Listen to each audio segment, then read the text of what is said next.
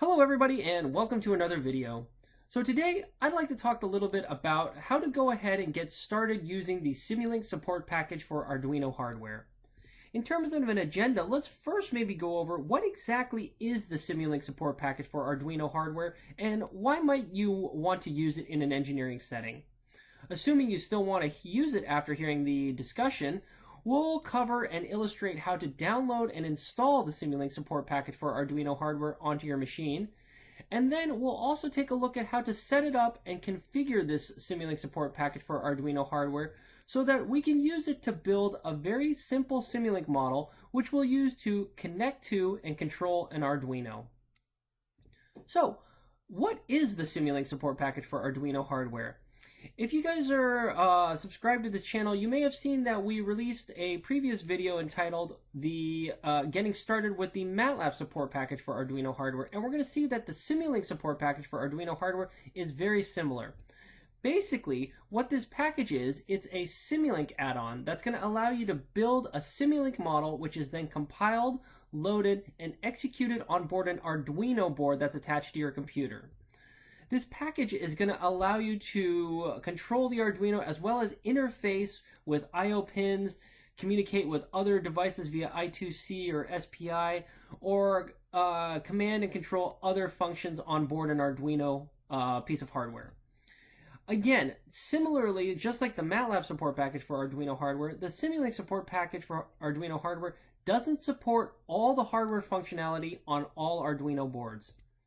So, the picture that goes along with this is we are going to be writing code on our Windows 10 PC, which is running both MATLAB and Simulink.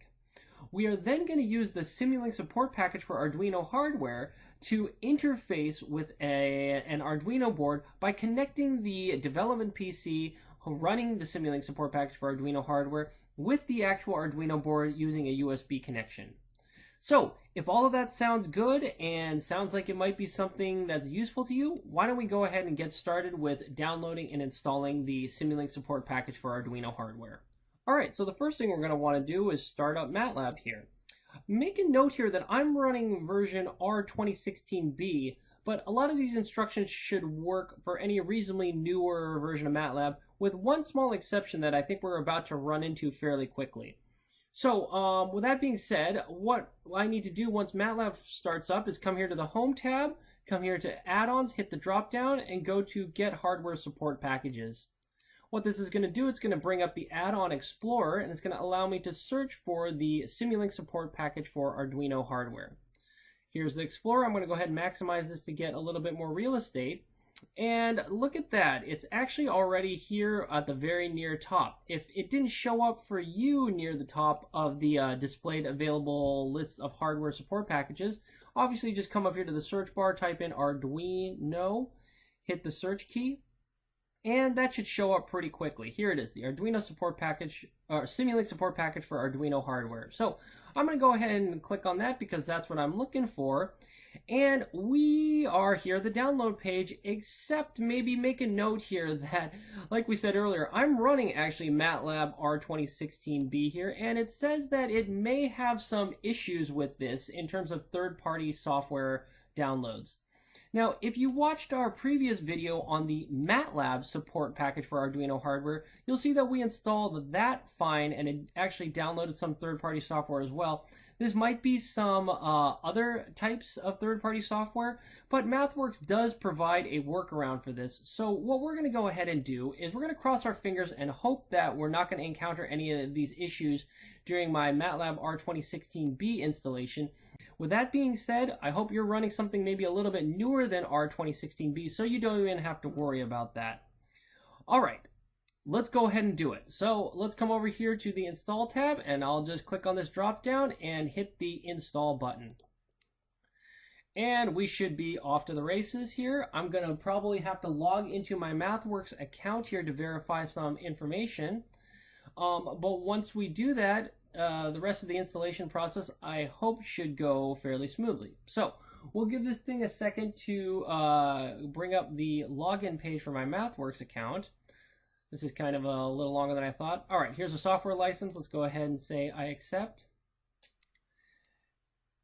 Alright, so we're here at the next step of this third-party software, which I'm a little bit nervous about because, as we saw earlier, this might be what they were complaining about and warning us that it might not work in R2016B, but let's go ahead and hit next and give it a shot here. So, we're going to download the support package and all the other necessary dependencies, and this can take probably a little while, so I'll go ahead and pause the video and we'll come back if this completes or if anything interesting happens.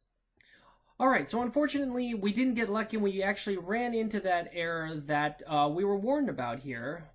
Hopefully for those of you who are following along with the newer version of MATLAB, you didn't have this issue here, so you're not going to have to take a couple of these next steps that I'm going to. What I'm going to do right now is I'm going to try to implement the workaround that MATLAB or that MathWorks provides for this issue here. So again, if you've got a newer version of MATLAB and you didn't run into this error and you were able to get the Simulink support package for Arduino hardware successfully downloaded and installed, feel free to jump ahead a few minutes here and rejoin us once I'm able to get my MATLAB R2016B version of this installed properly. So let's go ahead and get started. So I'm going to go ahead and click close here. And we can start working on the workaround. So again, MathWorks provides a nice detailed write-up on how to go about fixing this here. I'll include this URL here in the description of the video, but basically the summary of this is that we just need to go ahead and download a zip file which contains a couple of files that we are going to replace in our MATLAB path here. So let's go ahead and get started. So I'll go ahead and first download this file here. I'll accept this, obviously.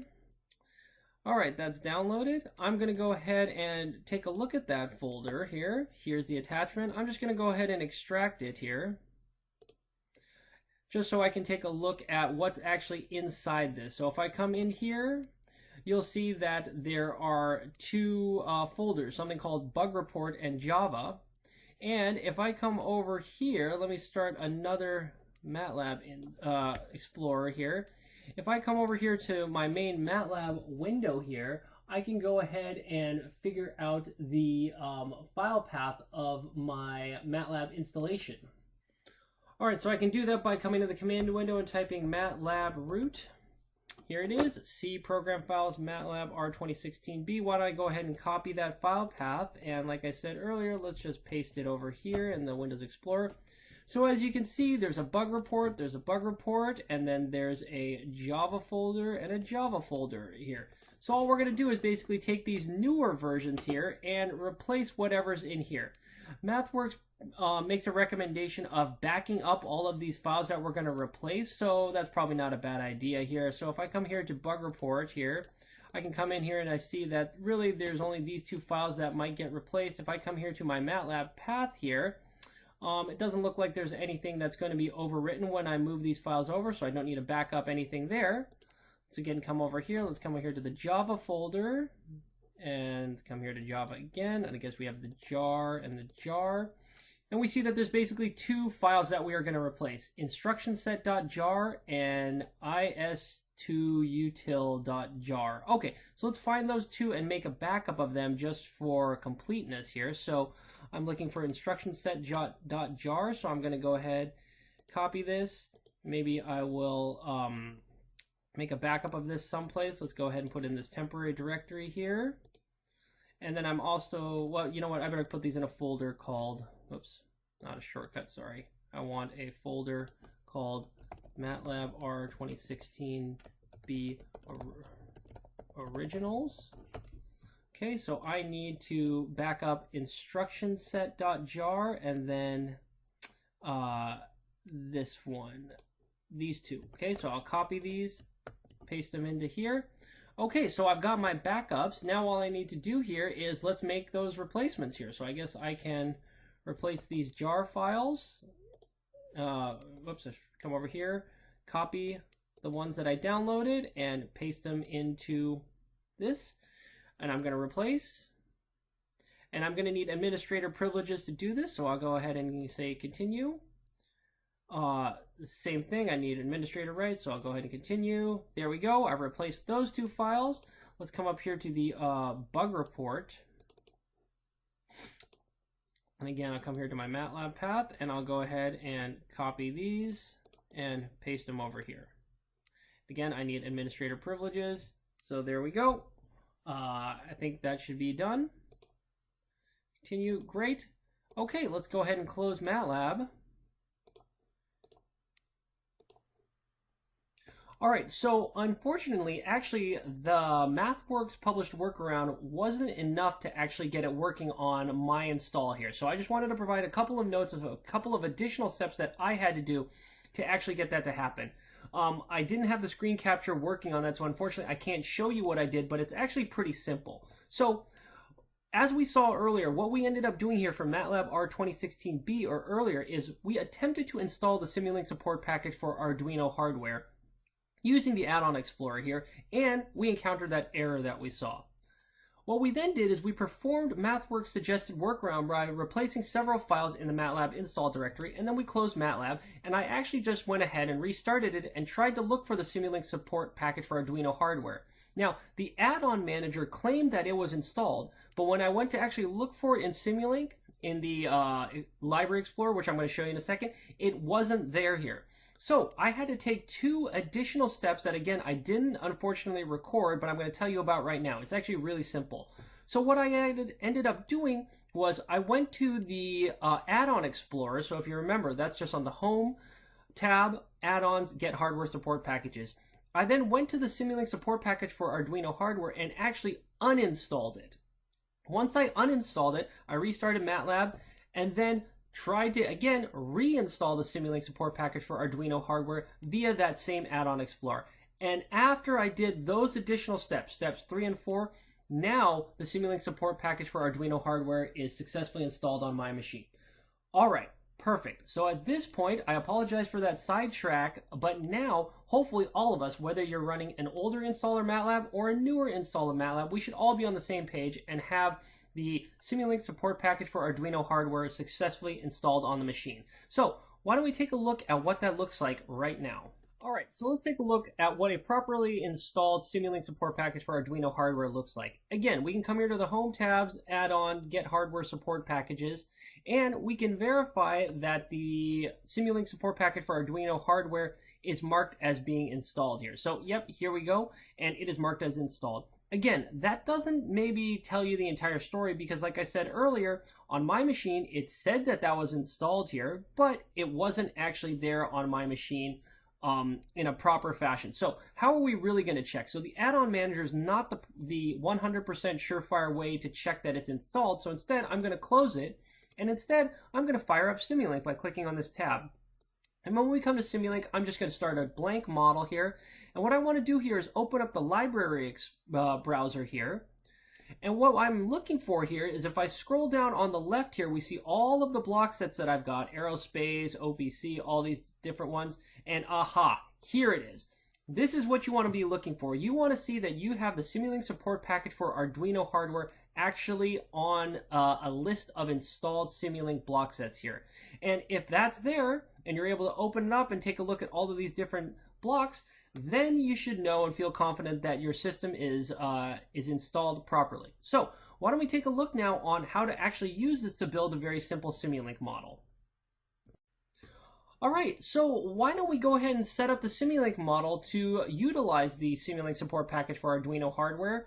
So the first thing we're going to want to do is, why don't we go ahead and plug in the Arduino to the computer. So you remember our little trick here of, let's first go ahead and start up the device manager so that we can watch that when the board gets plugged in, we'll be able to identify which one it is along with what port it's assigned to. So I'm going to plug in the Arduino right now. Yep, and here it is. It shows up here under the COM ports, and if we open this up, we see, yes, we did plug in an Arduino Due on COM 5. Okay, great. Let's make a mental note of that, and I'll close the device manager.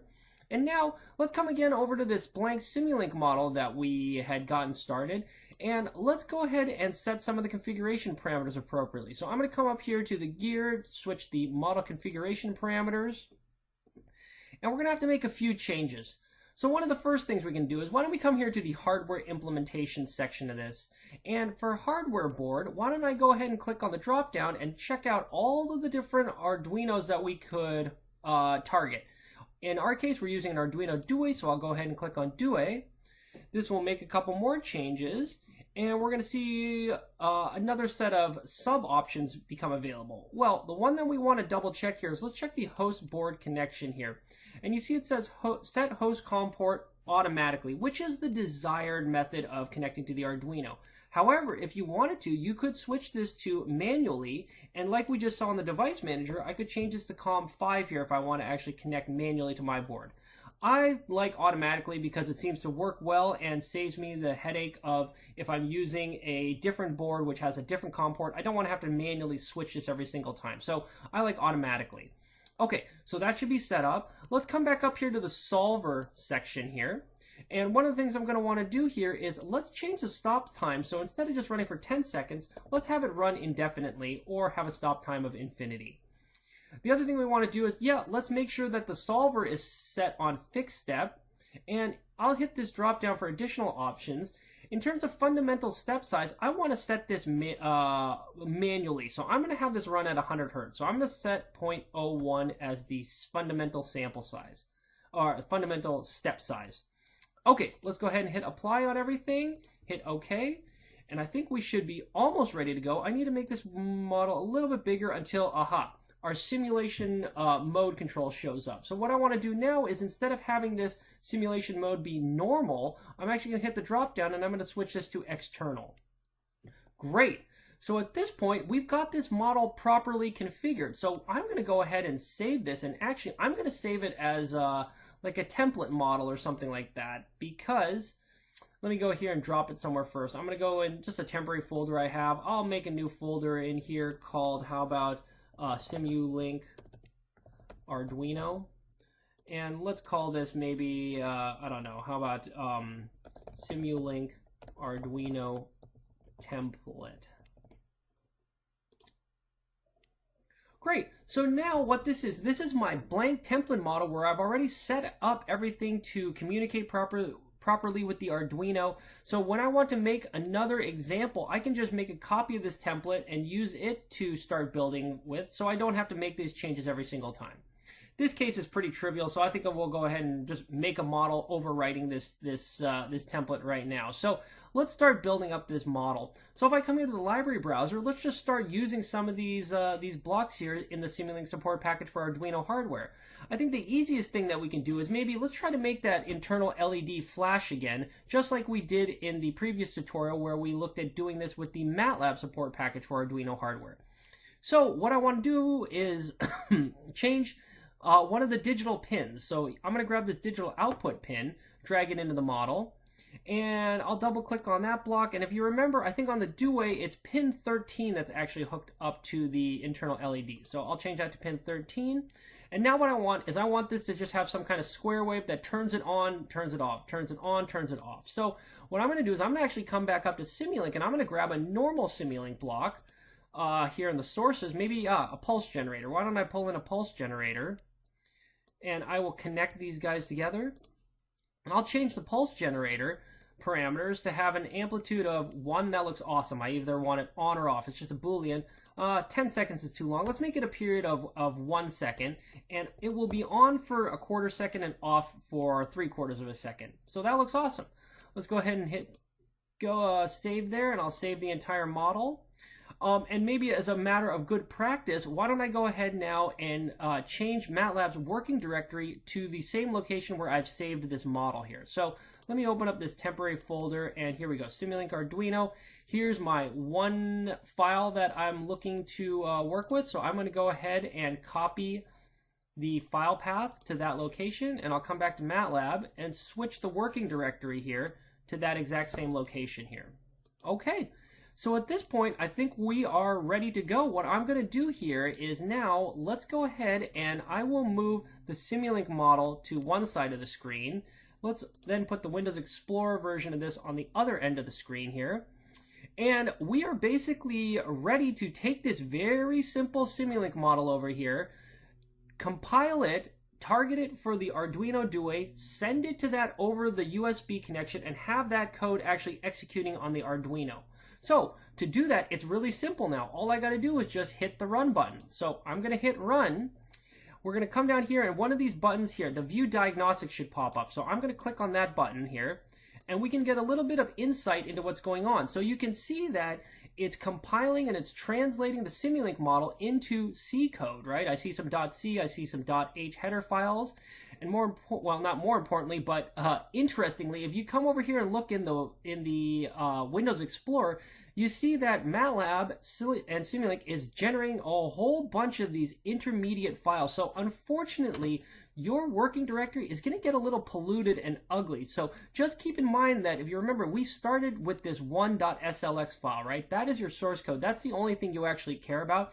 All this other stuff is auto-generated stuff during the compilation process. And it looks like it was successful, right? We get this nice little report here talking about what happened.